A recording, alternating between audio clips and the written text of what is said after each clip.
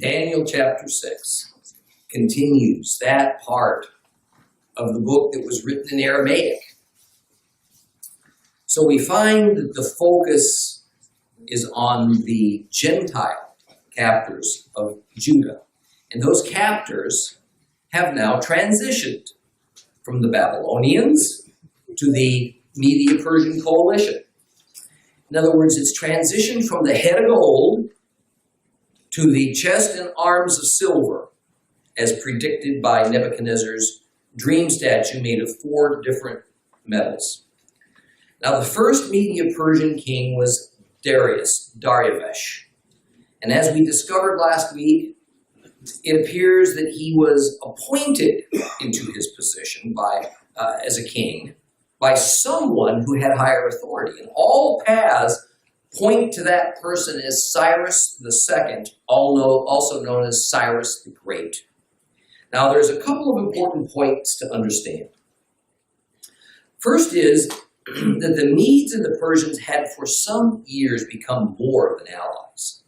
They were separate kingdoms, but they cooperated closely together in their imperial aspirations.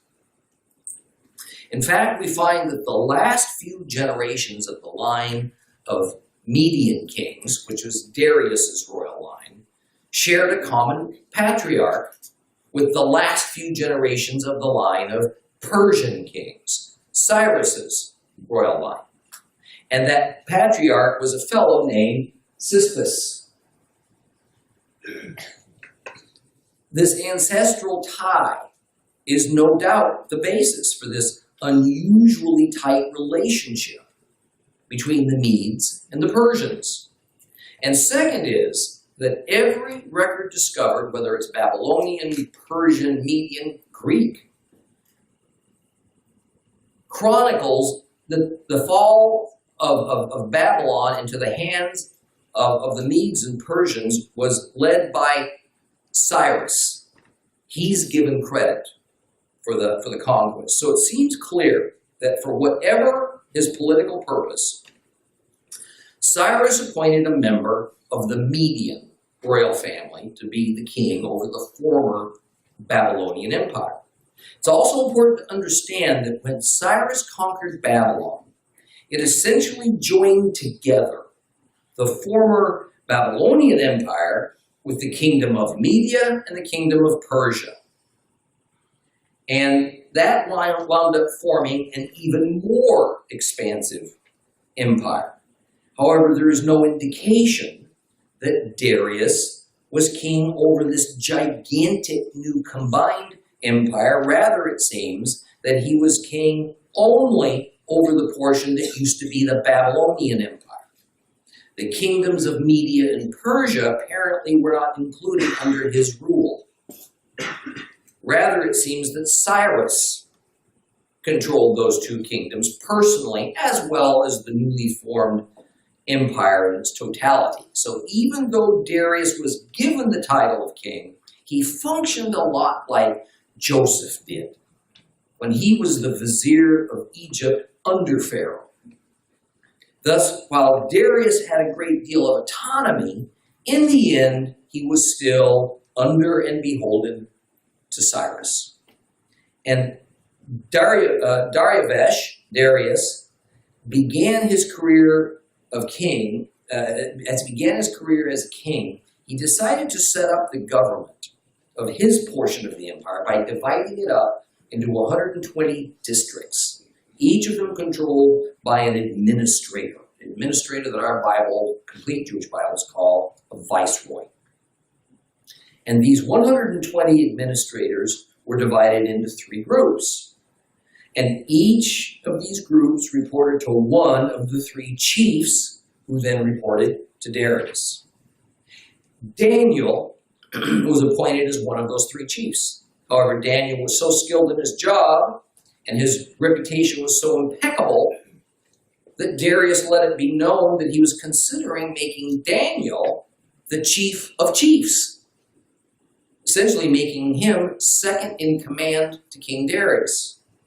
This didn't settle well with the other 2 chiefs and some number of their loyal viceroys. So they decided that they had to discredit Daniel. However, since Daniel was the epitome of administrative and moral perfection, they couldn't find the slightest cause to bring complaint against him. So they did something clever. They convinced the king to sign into law an empire-wide decree that Daniel couldn't possibly obey. So let's reread a portion of Daniel 6. And if you have a complete Jewish Bible, that's on page 1107.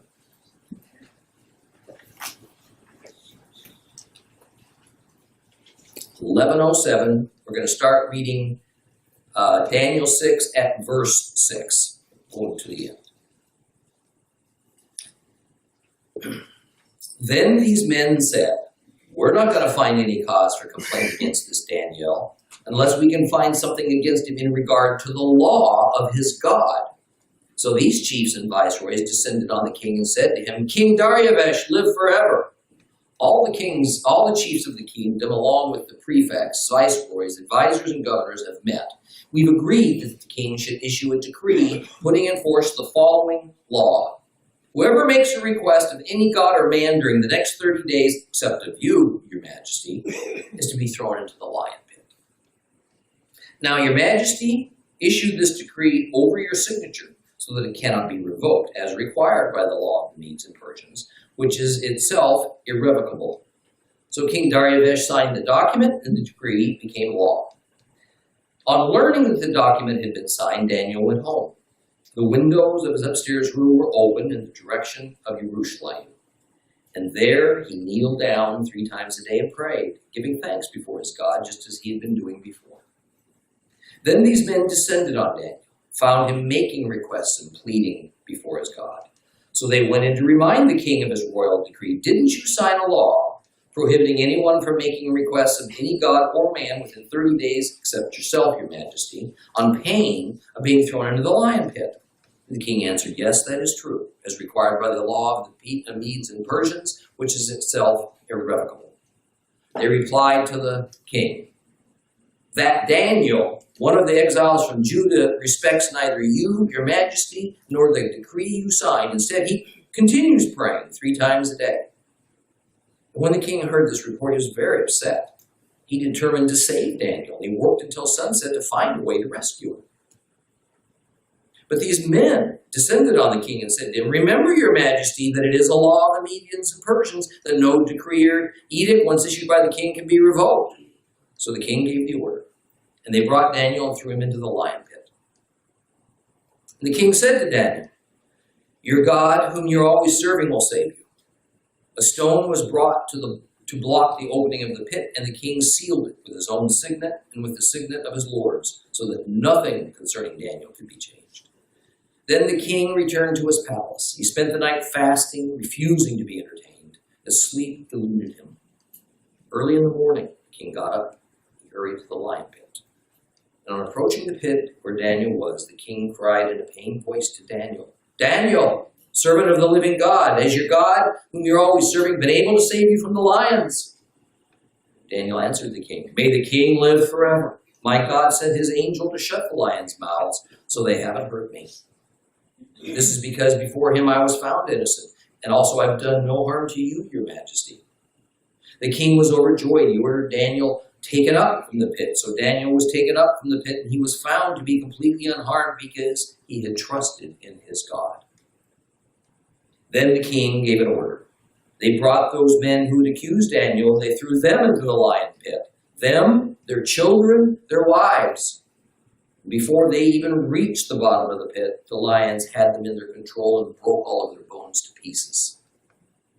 King Darius wrote all the people, nations, languages living anywhere on earth, "Shalom Rav," abundant peace. I herewith issue a decree that everywhere in my kingdom people are to tremble, be in awe of the God of Daniel. For he is the living God. He endures forever. His kingdom will never be destroyed. His rulership will last till the end. He saves, rescues, does signs and wonders. Both in heaven and on earth, he delivered Daniel from the power of the lions. So this Daniel prospered during the reign of Darius, also during the reign of Koresh, Cyrus, the Persian.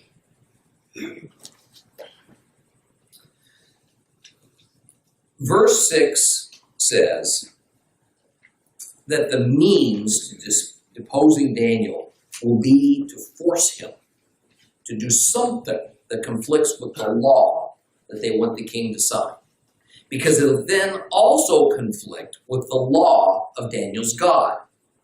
And when he does what they know he's going to do, which is to obey the law of his God over the law of the king, they'll finally have that cause to get rid of him.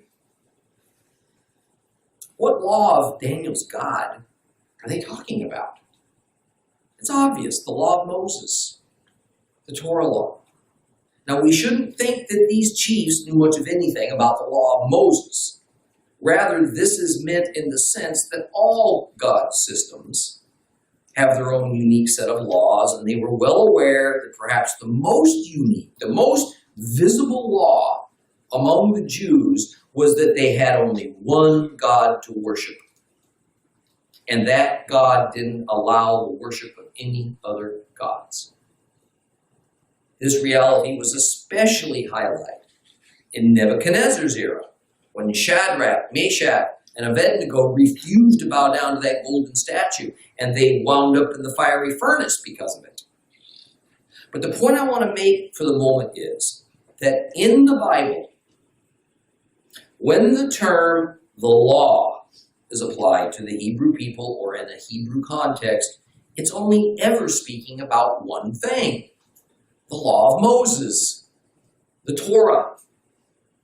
And the law that they want to be applied throughout the former Babylonian Empire is that no one is to make a request of any god or man for a full lunar cycle, 30 days, 1 month. And what this is referring to is prayer. No one was to bring their prayer directly to their gods or through any holy man who represented their gods. Why the king went along with this is difficult to say. What could possibly have been a legitimate purpose for this new temporary law? After all, while his chiefs did it to try and get rid of Daniel, the story confirms that King Darius had much affection and respect for Daniel and knew that he was loyal, so there must have been some logical pretext for their request that he found reasonable, but none's recorded for us. On the other hand, from a cultural standpoint, there indeed was logic to what these conspirators suggested. In the ancient Middle East, a king was seen as the earthly representative, if not the actual embodiment of that nation's gods. So the idea is that for 30 days, Darius will be the sole earthly representative of the gods who can be approached by anyone in the empire for any reason. Perhaps the idea was to mimic what Nebuchadnezzar did when he ordered that everyone in the empire was to bow down to that golden statue or risk being thrown into the furnace. That edict was meant as a means for all of his subjects, all of Nebuchadnezzar's subjects, to declare allegiance to the Babylonian Empire, while making it clear that despite the many kingdoms and many nations that formed his empire, having their own unique set of gods, Nebuchadnezzar overrode them all. Thus, it was not that anyone's gods were to be renounced, they weren't even to be disrespected. And this was not a law strictly pointed at the Jews. Everybody was to follow it. But it did affect the Jews the most, because the Torah law didn't permit their worshiping or accepting any other god than Jehovah, even though in practice we know they did so regularly. The Gentile people of that era, well, they didn't have any problem accepting everyone else's gods, right along with their own. But one of the subtleties of this passage is in verse 9, when these chiefs want the king to sign his name to the decree. And this is because, according to the Median Persian law, when the king signed a decree as opposed to merely orally declaring it, the law became irrevocable, written in stone. We find the same situation regarding the Jewess Esther, as she was still residing in Persia. Listen to Esther 1:19.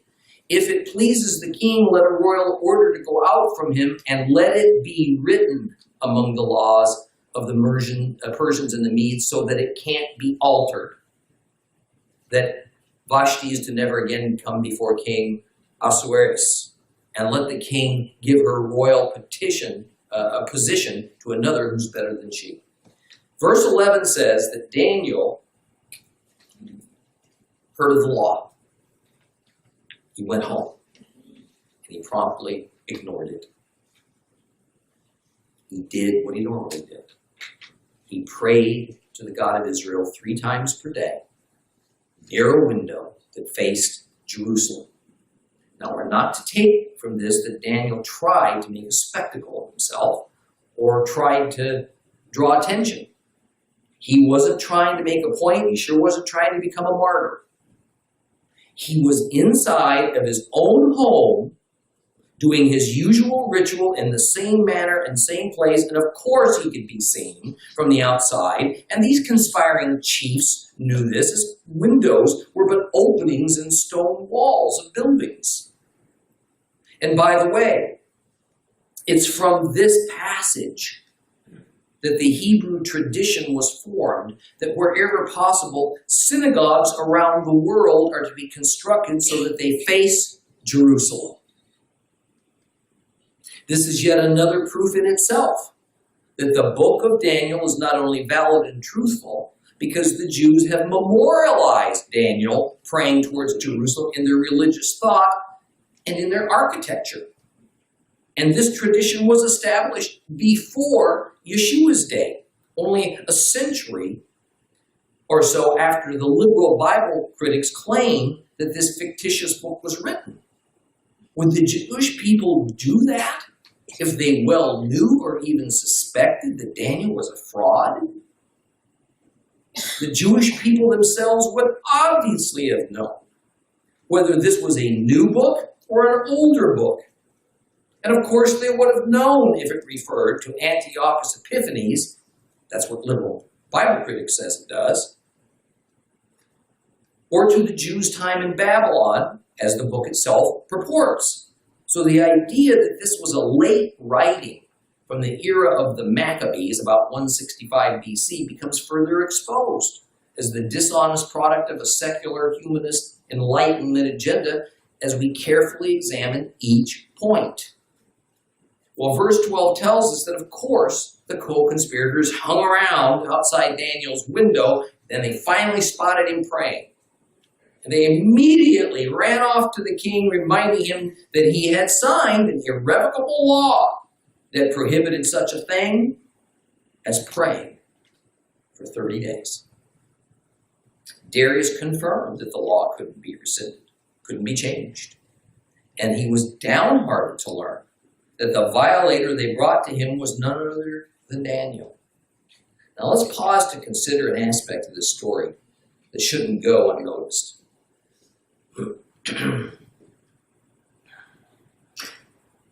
There's little other way to look at what Daniel did, but as rebellious, even though a pious act of civil disobedience. He knew of the decree. He had a clear choice. Obey God's law or obey the government law. Doing both at the same time was impossible. Here we encounter a conundrum that the rabbis and sages have always wrestled with. And the New Testament chronicles how various Jewish factions dealt with trying to square God's law with Roman law.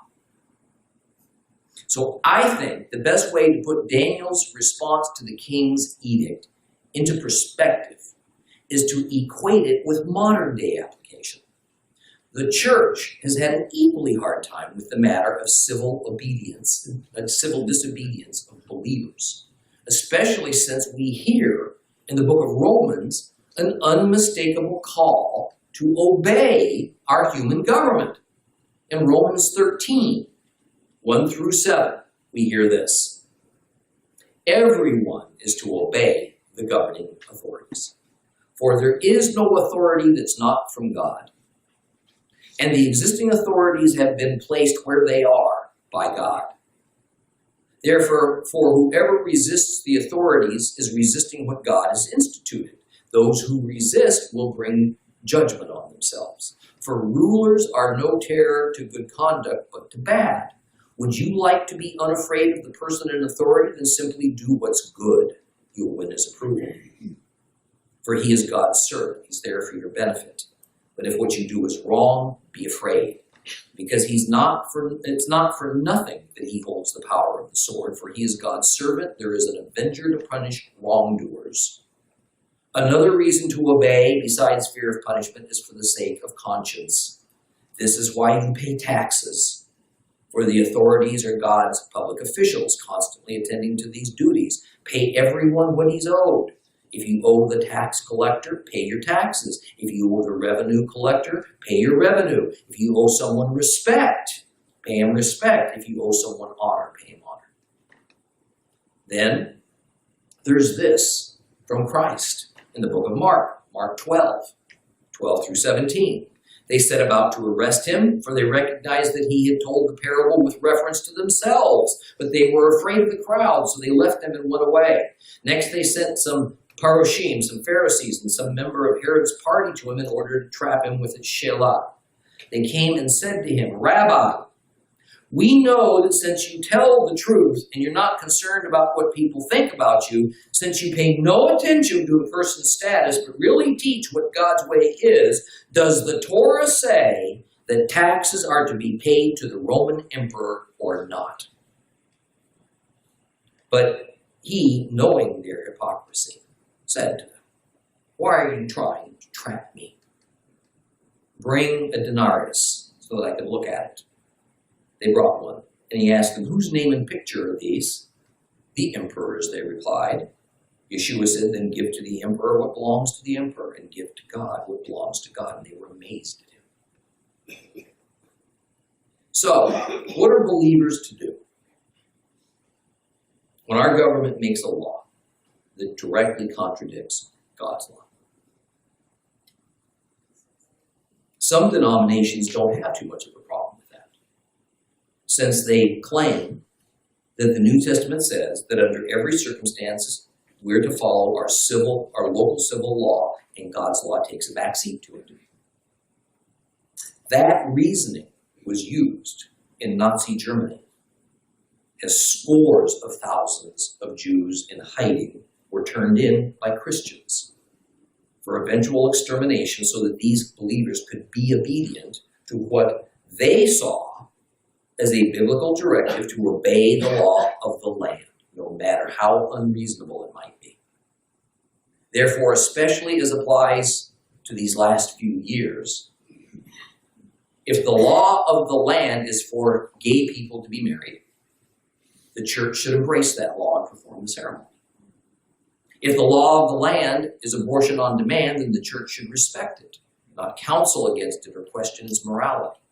If the law of the land is that there can be no employment discrimination towards homosexuals or transgender people, then the church is equally obligated as secular employees to hire and include those folks at every level of ministry.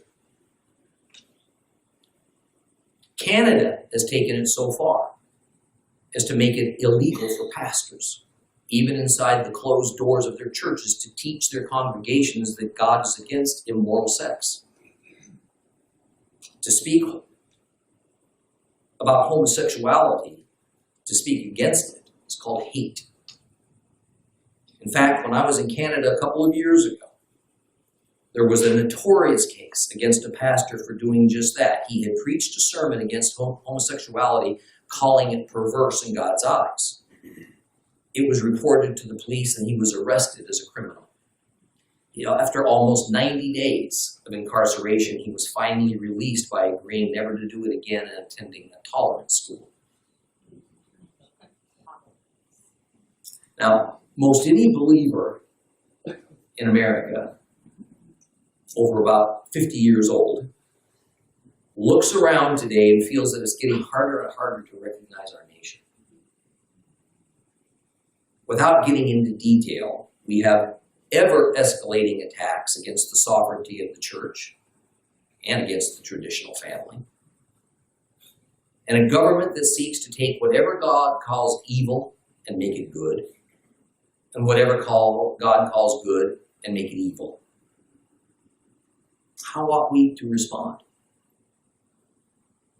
Do we respond at all? Should it only be in private prayer?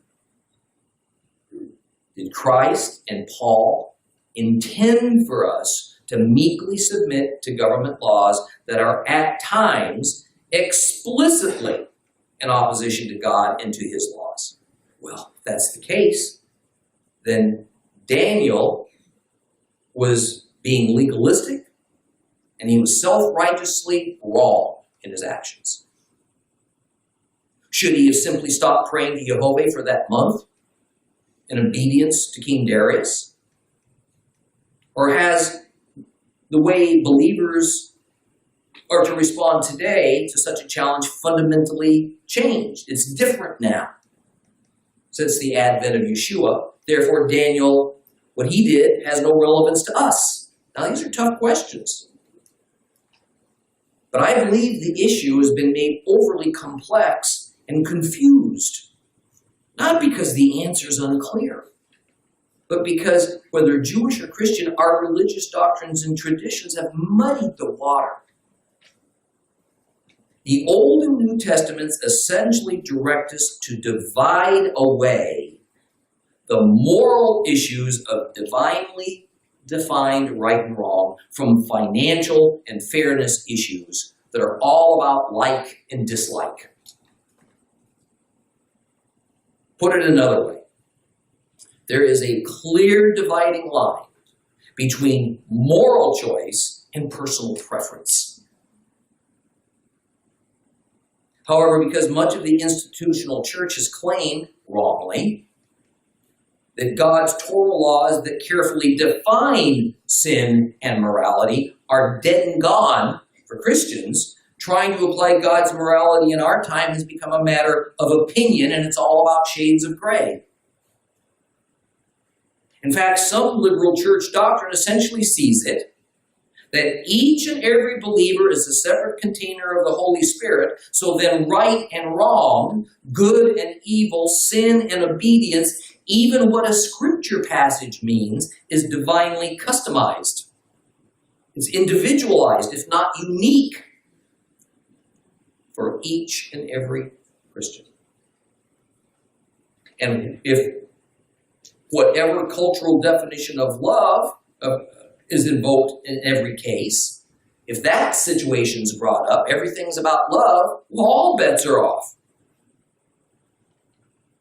However, setting that rather dubious and convoluted argument aside for the moment, if we believers can just once again accept the entire biblical truth taken from this holy writ itself, along with the ongoing relevance and authority of God's laws and commandments for our modern lives, now we have again a ready and crystal clear definition of what morality is and what it is not in God's eyes.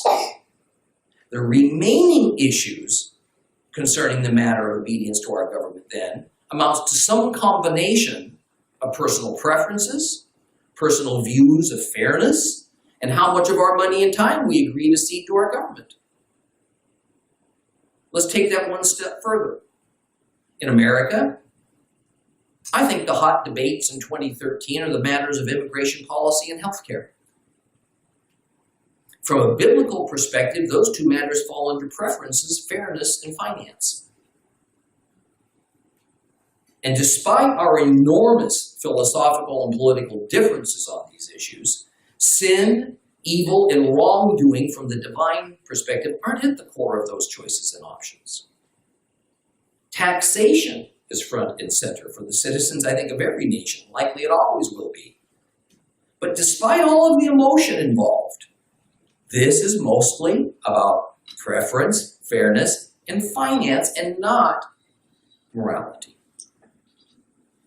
I'm confident that both the Old Testament and New Testament make it clear that it is the non-moral issues that are being contemplated when it comes to believers obeying our human governments.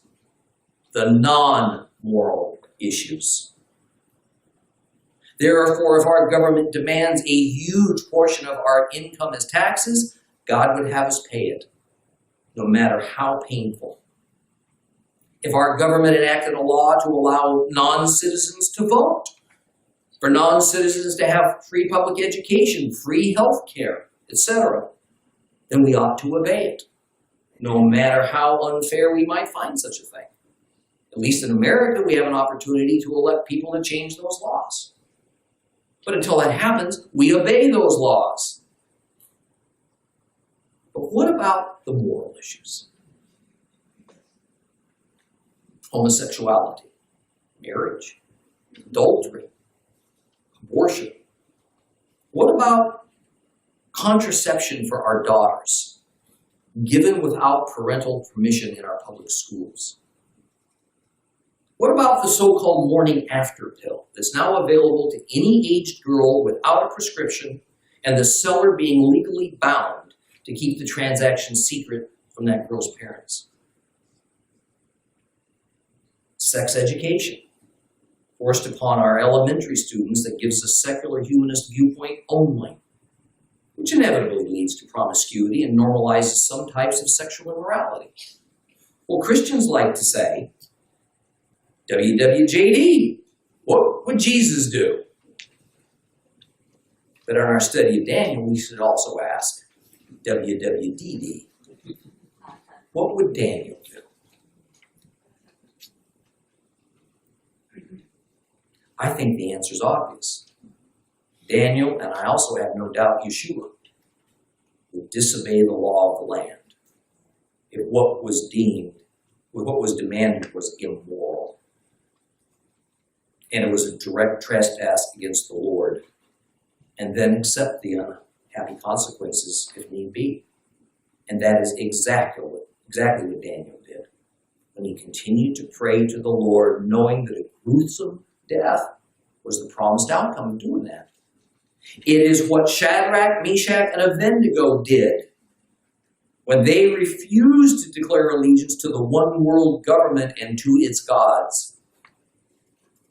And by the way, this is going to be expected of believers, especially when the Antichrist reveals himself. He blasphemes and declares himself to be God, and he orders every manner of immoral and unclean thing to be followed and obeyed. Or is that what you're going to do? Revelation tells us there will be millions of believing martyrs who commit civil disobedience against this one world government, and they accept the deadly consequences. Brothers and sisters, the reality is that our lot as believers, the price we pay to be saved, is to obey God and let the chips fall where they may. That is what taking up the cross and following Christ means. The cross is not a pleasant or a lovely thing. It's an execution stake.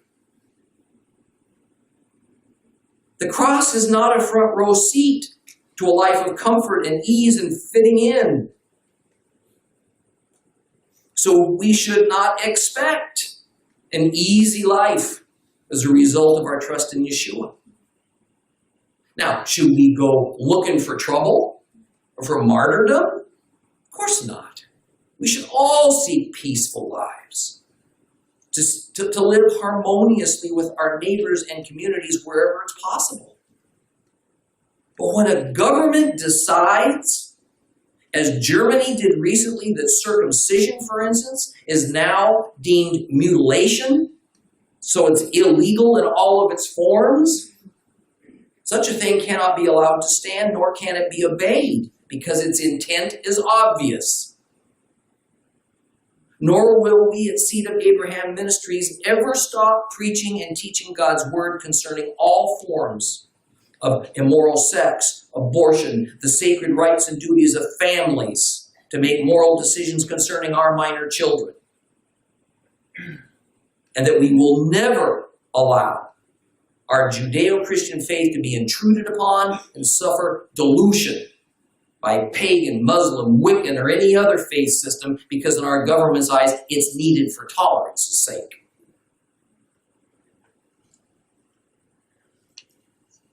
Whatever happens as a result of that position happens.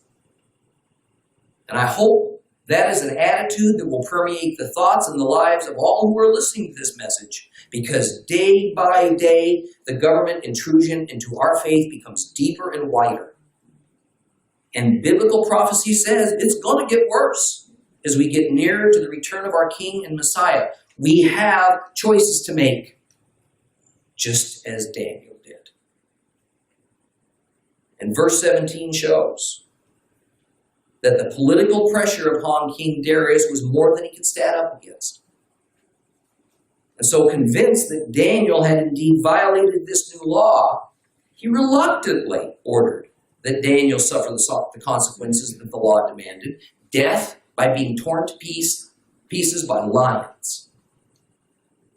Now we get few details about how this sentence was carried out, other than that Daniel was thrown into the lion's den. And then the exit was sealed up with a boulder, and the king's seal and that of his chiefs was put upon the boulder so that no one would dare try to rescue him. Now there's been much scholarly criticism, doubt, and speculation about this whole lion's den incident. Some have claimed there were no such things as lion's dens constructed for such a purpose in that area. But setting aside such claims, the truth is we have no good idea of what this lion's den looked like. Might it have been a cave? How about a subterranean cavern? Maybe an empty water cistern? We just don't know. But the idea is that there was some inescapable place where lions were kept for the sole purpose of painful execution of the condemned. Now, verse 19 explains that Darius was most upset at this. He couldn't sleep all night. He couldn't eat. Thus, in the morning, he hurried to the lion's den in slim hope that somehow Daniel had survived. His voice was full of anxiety when he calls for Daniel to reply if he can, wondering if Daniel's God had been able to deliver him from certain death. Daniel hollers in response to the king, "O king, live forever." That he was alive is one thing, but to show such respect to the king in this circumstance was another. And Daniel tells the king that indeed Jehovah has sent an angel. That angel shut up the lions' mouths, and he is thus unharmed. Further, he is innocent in God's eyes, so should be innocent in the king's eyes. How can Daniel claim innocence to the king when he knowingly broke his government's law under his signature? I think this falls right back to our discussion of civil disobedience. Not to unjust laws, but rather to immoral laws. And immoral law is not a legitimate law at all as far as a worshiper of God is concerned. I can come to no other conclusion that in God's eyes, his believers are innocent when we refuse for the reason of righteousness to obey a law of human government that amounts to an obvious and serious trespass against God's moral laws. Now the king, thrilled that he still has his best counselor available to him, as Daniel freed from the lion's den. The final words of verse 24 sum up the entire point. For the Lord even allowing this matter to go so far. For he, Daniel, had trusted in his God. The Lord used this potentially deadly situation to his own glory. And that is something for us to ponder deeply. When we encounter our own life-threatening situations in our journey. But we're also not to slide right by the miraculous nature by which this transpired. It was a supernatural act of Jehovah, accomplished through the power of a heavenly angel that the lions didn't harm Daniel. The lions weren't killed. They simply didn't attack and eat Daniel, which certainly would have been their natural instincts. This, of course, is another reason that the Bible critical school cites as this story being only legend and myth, because for them there are no such things as divine miracles. But now, the just execution of the co-conspirators against Daniel is brought about. Those who insisted on the law, those who brought Daniel before the king for sentence, are thrown into the lion's pit. They and all their families. These same lions that passively sat and laid down while Daniel was in the pit attacked these people and began tearing them apart before they ever even reached the bottom. What a horrible sight that must have been. Yet from a divine perspective, the actual accuser suffered a fate that was just in God's eyes. For it is God's law that those who bear false witness in a capital case are themselves guilty of murder, for which the punishment is death. But what about the innocent women and children, the family members who were killed? That's not God's justice, but it is rather standard Oriental justice. The idea is not that these family members had committed any crime. Rather, it is that by the entire family being destroyed, the criminal's bloodlines are brought to an end. His name will now be forgotten, and thus his eternal essence that was thought to live on after death in his descendants would be terminated. This was the worst possible outcome for any human being. We're going to finish up chapter 6, get well into chapter 7 next time. Please rise.